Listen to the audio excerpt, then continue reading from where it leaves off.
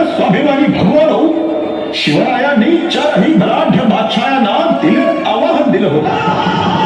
त्यांची हर हर महादेवची बुलंदहाक ऐकून सह्याद्रीच्या कुशीतले, गावागावातले, खेड्यापाड्यातले, वाड्या वस्त्यातले सळसळत्या रक्ताचे मराठी वाघ जागे झाले होते. एक एक प्रांत, एक एक गडगो राज्यात दाखल होत होता आणि त्यामुळे बादशाहांचा नतशिकांत जळफळाट होत होता. शिवाजीच्या नावानं सतत खडक फोडले जात होते. विजापूर दरबारही संतप्त झाला होता. हा शिवाजी पोचल्याला पूर्णपणे धुळीला मिळवण्यासाठी किंवा जिंदा या मुर्दात वापरून आणण्यासाठी मोघ्यांसाठी फौज घेऊन निघाला पहाडासारखा अफजल खान. महाराजांच्या चातुर्यानं त्याच्या शहाणपणाला अवघड वाटा वळणामधून माजलेल्या झाडा झुडपांच्या ताट्यातुट्यातून चढ उताराच्या प्रचंड घनघोर जंगलातून पुरातत्वावर चालत प्रतापगडापर्यंत आणलं. त्याची सारी फौज गंभीर होती. डोळ्यांच्या तोंडाला फेस आला होता, पण घराचा निश्चय पक्का होता.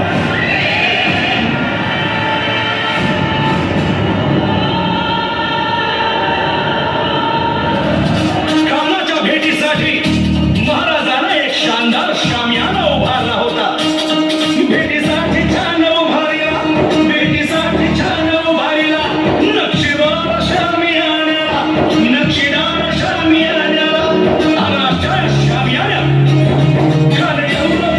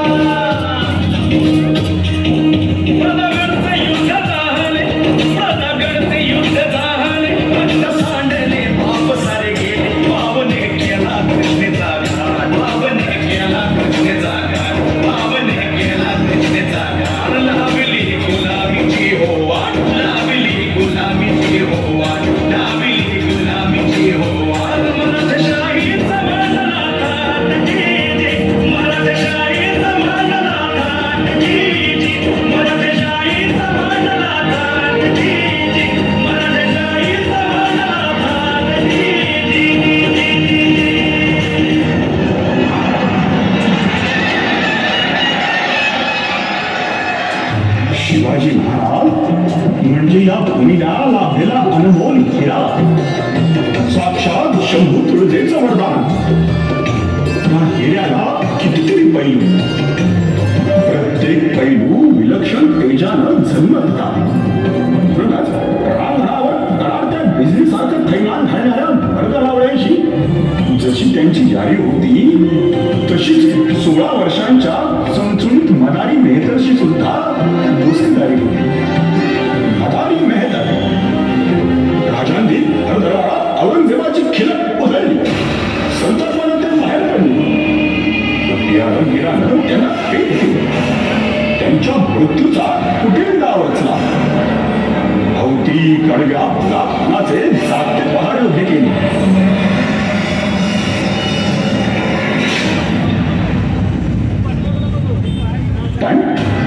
पण कुशाग्र मेंदूनं डावाला प्रतिडाव शोधला होता. योजनेची आखणी झाली होती. आता प्रतीक्षा होती अंमलबजावणी. योग्य क्षण येण्यात. महाराज त्या क्षणाकडे डोळे लावून होते. मदारी शांतपणे त्यांचे पाय झेपत होता.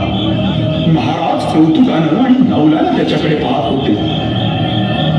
मदारी जी, तुला भीती नाही का रे वाटत? डर? वो क्या होता है महाराज? मुझे तो पता ही नहीं है, क्योंकि मैं आपके पास हूँ. और जब आपके पास रहता हूँ तो डर भी नजदीक आने से डरता है. और मौत सामने आई तो कुछ नहीं, उसे बोलूंगा हमारे महाराज की जगह हमें ले जाओ. मदारी, अरे वयानं लहान असलास तरी विचारांनी किती मोठा आहेस. स्वराज्याच्या मोठ्या शिलेदारासारखा. आप मजाक कर रहे हैं राजा जी. मैं और शिलेदार? मेरे पास न शमशीर है न बंदूक. मैं न घोड़े पे बैठता हूँ न लड़ाई के मैदान में जाता हूँ. आपल्या हिंदवी स्वराज्यासाठी फक्त असेच शिलेदार लागतील हे कोणी सांगितलं तुला मदारी? मैं कुछ समझा नहीं. तो समजलो. लढून फक्त स्वराज्याचा मुलूख मिळवता येतो, पण तेवढ्यावर भागत नाही. मिळवलेल्या त्या मुलखावरचं राज्य कसं चालतं हे महत्वाचं आहे. आणि ते चालवणारे शिलेदार तर कितीतरी आहेत. प्रत्येक जणच आहे. हर एक शिलेदार? मगर उनके पास हथियार कहाँ है? आहे ना. नांगर हे शेतकऱ्याचं हत्यार, खुरप हे माळ्याचं, रंधा करवत सुताराची, चाक कुंभाराचं, वस्त्रा न्हाव्याचा, घाणा तेल्याचा, माप कोष्ट्याचा, घण लोहाराचा. ही सगळी ज्याची त्याची शस्त्रच आहेत. ती घेऊन ते लढतात. म्हणून गावगाडे चालतात. म्हणून रयत सुखी होते आणि म्हणून राज्य यशस्वी होतं. लेकिन मेरे पास तो कुछ भी नहीं है. तुझ्याकडेच तर सगळं काही आहे मदारी. नुसतं शस्त्र असून चालत नाही. ते धरलेल्या हातामागे उभ्या राहणाऱ्या मनातलं शौर्य, धैर्य आणि निष्ठा, ती खरी शक्ती असते. तुझ्याकडे ती नुसती शक्ती नाहीये, तर तिला धाडसाची धार आणि संयमाची किनार सुद्धा आहे. तुझ्यासारखे कित्येक मदारी स्वराज्याला हवे आहेत. तू वयानं लहान असलास तरी वृत्तीनं मोठा आहेस मदारी. वृत्तीनं मोठा आहेस.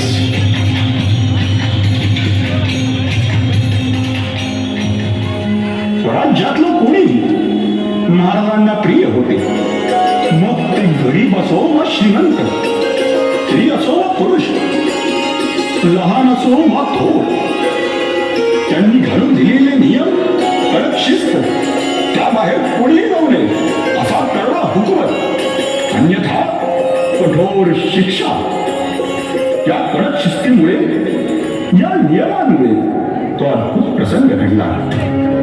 रायगडावरच्या वस्तीला बहर आला होता.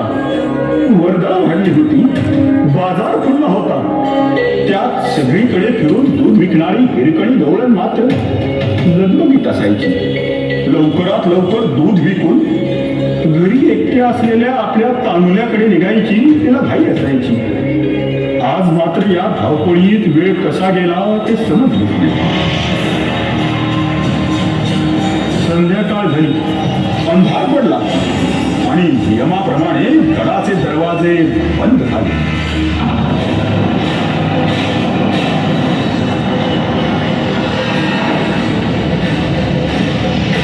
हिरकणी गडातून अडकली.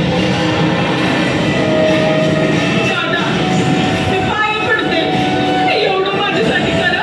अहो, नाही म्हणू नका सर. मला घरी जाऊ द्या. माझं लेकरू माझी वाट बघत असेल हो. ते समजा बरोबर आहे ग माझ्या बहिणी, पण आम्ही काय करणार? मी काय म्हणतो, थोडी फट करून द्या दरवाजाला. मी गेली की लगेच लावून घ्या. हिरकणी, हे शिवाजीराजाचं साम्राज्य आहे. इथं दाराला फट ठेवली तर दुश्मन कवाही आत घुसल. म्हणून राजाचं सक्त सांगणं आहे, या साम्राज्यात गडाची दारं असोत नाही तर मनाची कवाडं असोत, फट ठेवायची नाही. पण निघाले काय म्हणतोय दया करा. तिच्या तहानलेल्या भुकेल्या लेकरावर तरी दया करा ना. त्या बिचाऱ्या लेकराचं काय दोष? समजा पटतंय आमासनी. बरं, आम्ही हुकमाचं ताबेदार, आमच्या हातात काय बी नाही. ऐका ना हो दादा. मी पदर पसरते. भीक मागते. मला माझ्या तान्याला पाण्याला सोडा. त्याने तिकडं रडून आकांत केला असेल हो. आमचा इलाज नाही. आमासनी उपमा बाहेर जाता येणार नाही. उद्या दिस उजाडल्यावर दरवाजा उघडला की पहिले तुलाच सोडतो. अहो, वरता कवळे ताणले तर काय करायचं?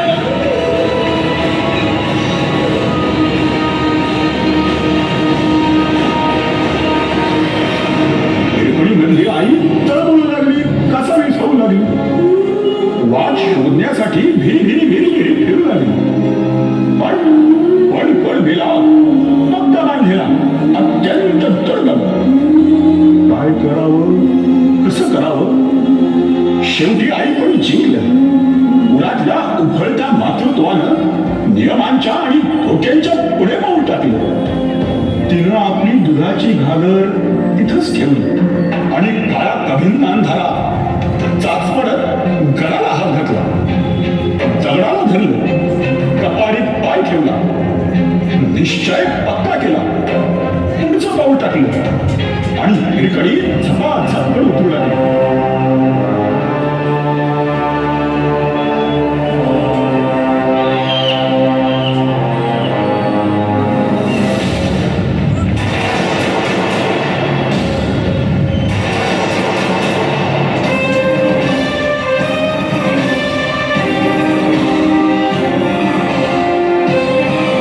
ताक्या कुक्यांनी, सापा विंचवांनी भरलेल्या वाटा, हाच खळगे, कपारी. पण हिरकणीला कशाचं भान नव्हतं. तिच्या पुढे होतं फक्त तिचं माग.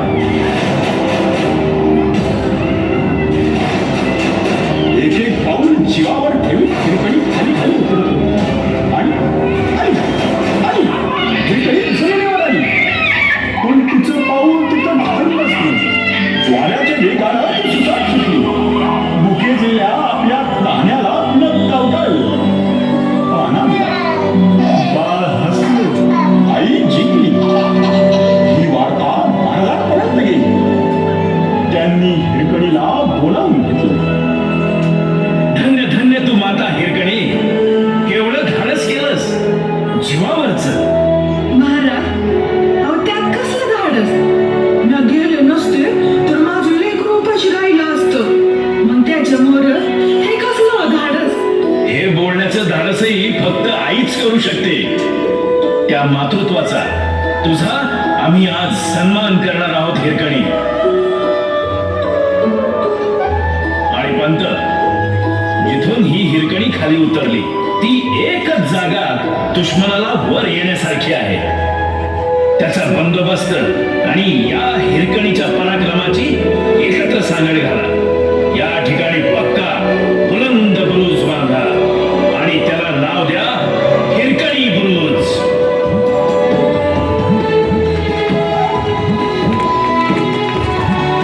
शत्रूची तिखट भावानं पाहिला आणि कर्तव्यात कठोर असणाऱ्या महाराजांकडेही माणसाचं मन होतं. मुद्रेवर दाखवता येत नसली तरी अंतरंगात कणव होती. एका जीवलगाच्या अखेरच्या भेटी. होय, ती भेट अखेरची होती. ती दोघांनाही माहीत होते. महाराज पन्हाळगडावर अडकून पडले होते. सिद्धी जौहर आणि फाजल खानाचा भक्कम वेळा कर्णचूर आवडला गेला. त्यातून मुश्किल जाण्याची महाधाडसी योजना आखली. 2 पालख्या तयार करण्यात आल्या. एका पालखीतून जाणार होते महाराज आणि दुसऱ्या पालखीत बसून पळताना पकडला जाणार होता महाराजांची वेशभूषा करून पालखीत बसलेला शिवकाशी. जगदंब जगदंब, कधी कधी वाटतं हे सगळं का करतो आहोत आपण. अहो का म्हणजे आपल्या साम्राज्यासाठी. पण त्यामुळं तुझ्यासारखी कितीतरी तोला मोलाची रत्न गमवावी लागतात रे. आज आता तू कुठे निघालाय शिवा. त्या जौहरला आणि फाजल खानाला फसवाया. पण त्यांना फसवता फसवता तुझ्या पाठीशी प्रत्यक्ष मरण उभं राहणार आहे. आत्याच्या. अहो मग त्याला कोण देतो. ते आज ना उद्या येणारच आहे. पण महाराज, साम्राज्यासाठी येणाऱ्या मरणाला भाग्य लागतं या, आणि ते माझं आहे. जय भवानी. कमाल कमाल आहे या मराठमोळ्या मातीची. या मातीतून मन उगवतात, ती सुद्धा तेजाचा स्पर्श घेऊन. आणि म्हणूनच माणसाशी मृत्युंजय होतात. मरणाचं भय ओलांडून जातात. भय नव, भाग्य म्हटलं मी महाराज. तुम्ही काय वाटून घेऊ नका सांग. अहो 100 वर्ष जगलो असतो तर शिवा काशीद म्हणूनच मी आलो असतो. पण आता आऊन घटकेचा शिवाजी म्हणून गेलो तर किती मी वर्ष झाली तरी जिद्दच राहील. जगदंब जगदंब.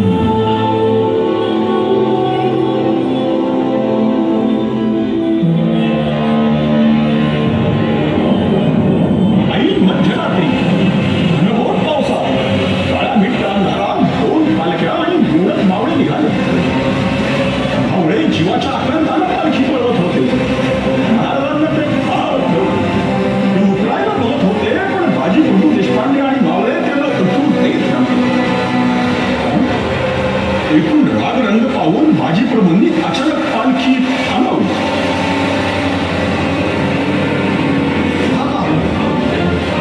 काय झालं बाजी, थांबवलं का. क्षण क्षण मोलाच आहे. म्हणूनच थांबवलं राजू. माझ्या मनी एक मनसूब आहे. कोणता. आपण अर्धे लोक घेऊन विशाळगडाकडे निघालो. आणि तुम्ही. आम्ही इथेच थांबून वैरेला रोखतो, छातीचा बाद घालतो, खिंड्या लढवतो, कोणालाही पुढे येऊ देत नाही. पण बाजी, समोरची फौज अफाट, आपण मुठभर. तीच मूठ आवडतो महाराज, वस्त्रमूठ करतो. आपण निघाऊ, आम्ही स्वराज्य रक्षणाच्या कामी येऊ. मुजरा महाराज. बाजी बाजी, हे भलत धाडस. धाडसावरच तर स्वराज्य उभं करण्याची शिकवण आपण दिली. त्याचीच परीक्षा द्यायचा वखूत आलाय. तुम्ही विशाळगडी सुखरूप पोचलात की त्यात सगळं आलं. आणि तुम्ही. माझ्यासारखे लाख मेले तरी चालतील राजे, पण तुमच्यासारखा लाखांचा पोशिंदा वाचलाच पाहिजे. निघा आपण. गडावर पोचताच इशारतींचे तोफांचे मार काढा, म्हणजे जी थंड होईल. बाजी.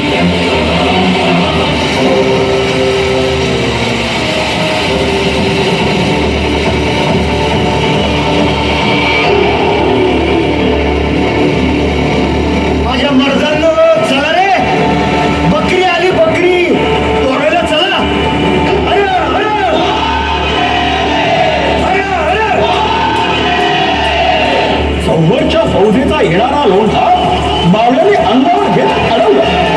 शस्त्रांना शस्त्र भिडली, कळका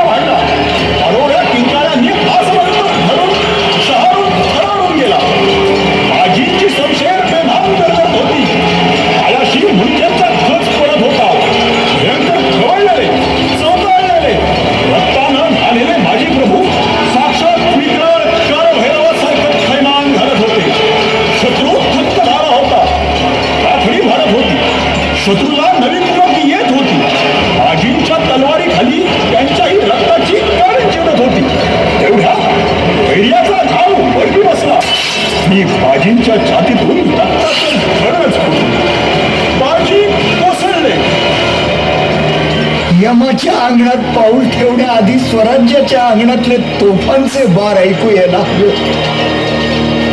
माझे महाराज गडावर सुद्धा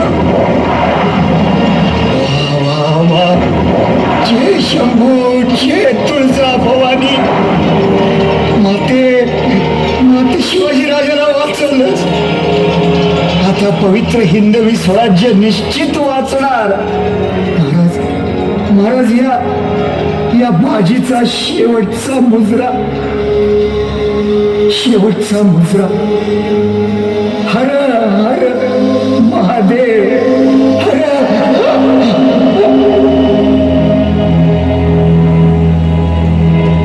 अशी दुर्दंड निष्ठा आणि निर्भयता, असं स्वराज्य प्रेम, हेच महाराजांचं खरं वैभव होतं. याच बळावर स्वराज्याच्या कितीतरी मोहिमा आखल्या गेल्या, यशस्वी झाल्या. त्यातीलच ती एक विलक्षण थरारक मोहीम कोंढाण्याची. काय झालं आऊसाहेब? कसला विचार करताय?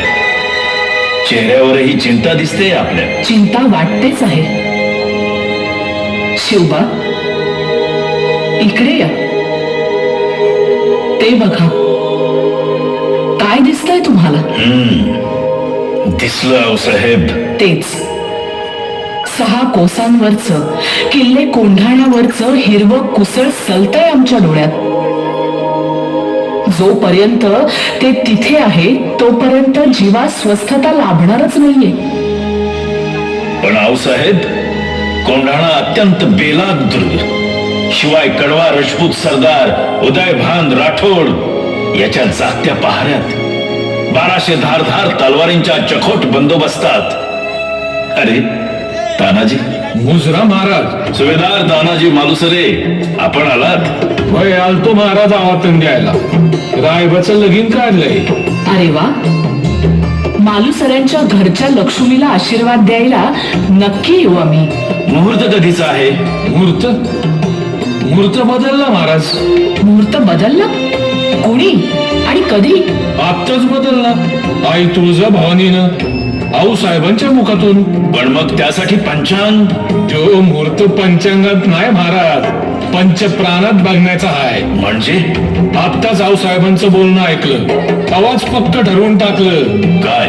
आधी लगीन कोंढाण्याचं, मग माझ्या रायबाचं. पण तानाजी, घरात मंगल कार्य आहे. मग हे बी आपल्या सौराज्याचं मंगल कार्यच आहे. अगोदर कोंढाण्यावर इजियाचं मोती उधळतो, मग रायबावर अक्षता उधळूया. आज्ञा महाराज. मुजरा आऊसाहेब. माघ वद्य नवमीची कडाक्याच्या थंडीची मध्यरात्र, सिंहांच्या पराक्रमाची. एका हातात भगवा आणि दुसऱ्या हातात तळपती समशेर घेऊन विजेच्या चपळाईनं आणि बाणाच्या वेगानं कोंढाण्याकडे झेपावली.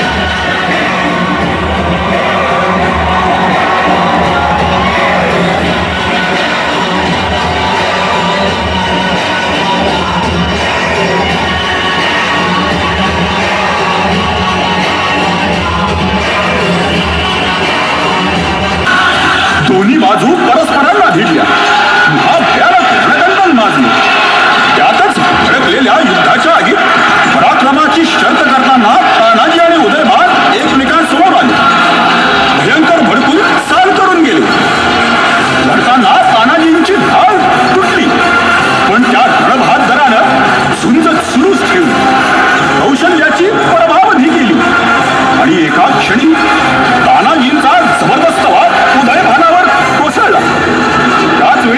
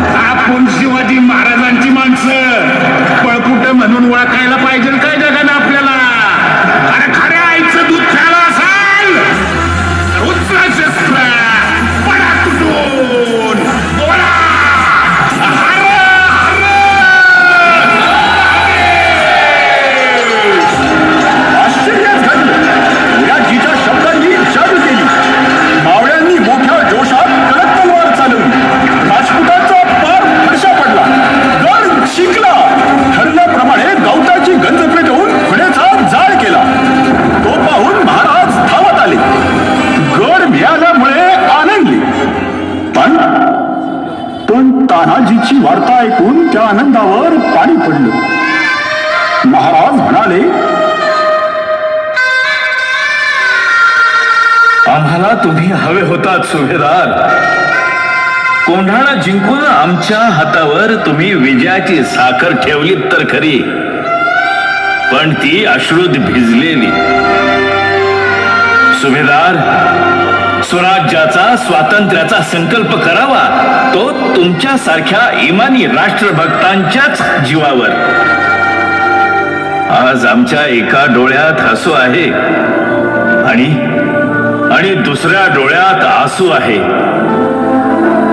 कारण आपल्या हिंदवी स्वराज्यात गड आला खरा, पण हिंदवी स्वराज्यातून सिंह मात्र गेला.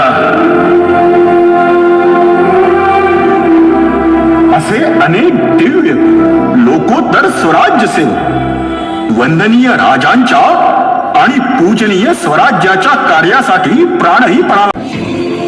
हिंदवी स्वराज्य निर्मितीसाठी अजोड अनमोल योगदान देणारे, याच शक्तीवर, याच निष्ठेवर, याच त्यागावर उभं राहिलं स्वराज्याचं 32 मण रत्नजडित राजसिंहासन, आणि त्यावर झाला श्री शिव छत्रपतींचा वैभवशाली राज्याभिषेक. महाराज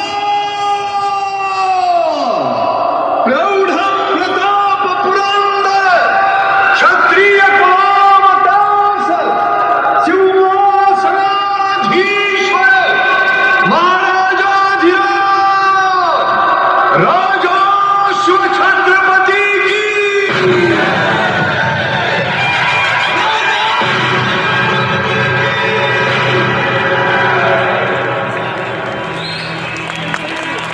माझ्या लेकरांनो, असा आमचा काळ, शौर्यानं भरलेला, स्वराज्य निष्ठेनं भारलेला, अशी एक एक अद्वितीय नररत्न, स्वतःपेक्षा देशाचा विचार करणारी, राष्ट्र विकासासाठी सर्वस्व देणारी, त्यांच्या जीवावर शेकडो वर्षांची गुलामगिरी झुगारून स्वाभिमानी स्वतंत्र स्वराज्य निर्मितीचा संकल्प केला मी. सर्वांच्या साथीनं तो सुफळ संपूर्णही झाला. आपली भूमी शंभू तुळजेच्या कृपेनं स्वतंत्र झाली. पुन्हा ती पारतंत्र्यात गेली. पण क्रांतीवीरांनी पुन्हा भारत स्वतंत्र केला. बाळांनो, आज तुम्ही स्वातंत्र्याचा अमृत महोत्सव साजरा करताय. जरूर करा, पण त्याबरोबरच काही संकल्पही करा. राष्ट्राच्या प्रगतीसाठी प्रत्यक्ष कार्य महत्वाचं असतं. केवळ शब्द, ठराव, आश्वासन, संकल्प आणि इच्छा असून भागत नाही. देशासाठी हातून भरीव योगदान झालं पाहिजे. आदर्श नागरिकाचं वर्तन घडलं पाहिजे.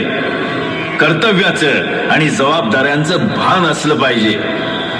केवळ बोलून किंवा चर्चा करून देशहित घडणार नाही. माझा आदर्श घेताय ना तुम्ही? मग नुसते माझे दगडा मातीचे पुतळे हार घालण्यापुरते बसवू नका. मला, माझ्या जिद्दीला, माझ्या मावळ्यांच्या दिगंत पराक्रमाला, त्यांच्या निष्ठेला नसा नसात बिनवा. माझ्या राष्ट्रभक्तीला हृदयात रुजवा. माझ्या दूरदर्शीपणाचा अंगीकार करा. स्वातंत्र्य आलं आहे. अमृत महोत्सवाकडून शतक महोत्सवाकडे निघालंय. त्याचं प्राणपणानं रक्षण करा. जय शंभू, जय भवानी, जय गणेश. वंदे